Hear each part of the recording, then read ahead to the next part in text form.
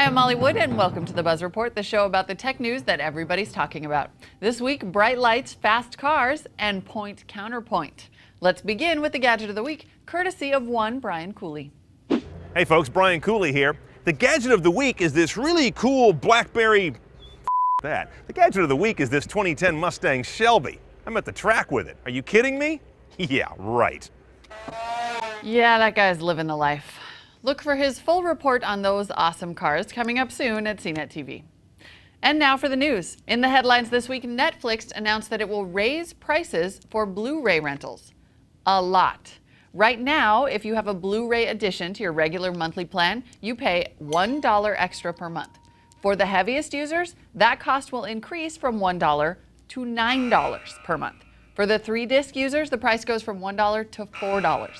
It's all part of Netflix's top secret plan to kill Blu-ray. Or maybe Netflix.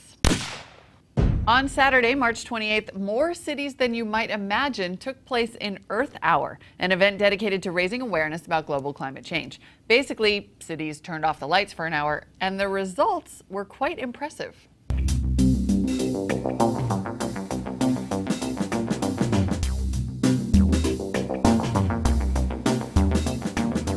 Actually, and I'm not going to lie here, my first thought was, we are using way too many lights on this planet. China and Vegas. Okay, let's get to the big buzz of the week, the Conficker worm.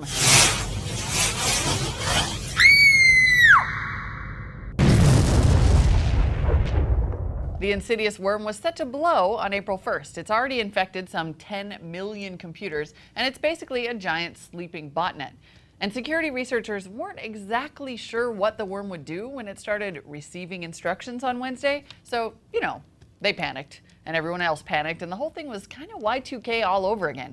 But then the worm began phoning home on schedule, just like it's done a few other times since its rapid spread began. And, you know, it didn't really do anything that we know of. I mean, all this hype may have been exciting and overblown, but that doesn't mean that Conficker isn't still a ticking time bomb of cyber doom, just waiting to receive the crucial command that will cause it to shut down the world's infrastructure. Or it's just like every other worm and is sitting waiting quietly for someone to order up its services in order to send out spam. Oh, look, it's expert Tom Merritt. It must be time for a little point Counterpoint.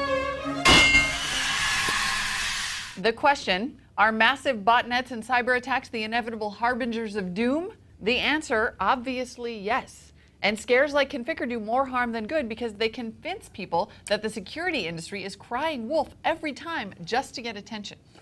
I'll grant you that there's too much crying wolf, but it's because these security threats aren't likely to take down the internet. That'd be counterproductive for the people who wrote it. They wanted to live on the internet and pass around their data, not kill your dog or light the lakes of the world on fire. Doom they do not harbinge. How can you say that so weirdly? Okay, these botnets are the equivalent of the world's most powerful computers and then some. Conficker is way too sophisticated to be the work of some script kiddies trying to steal credit card numbers. This thing is an instrument of death, and we would be lucky if it were merely government created. It'll keep spreading, and there will be no way to stop it.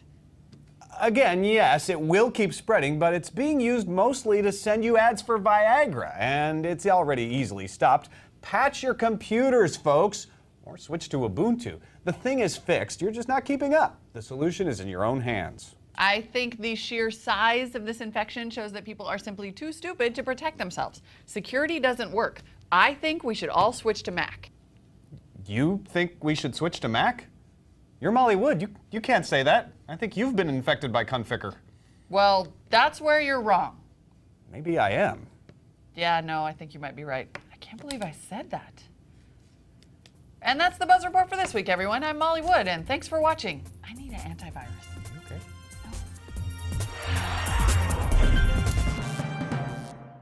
Hi, I'm Molly Wood, host of the CNET Mailbag Show. It's the show where we read all of your email, from the ridiculous to the sublime, and we especially like the hater mail. Really. See it in high def at cnet.com/mailbag.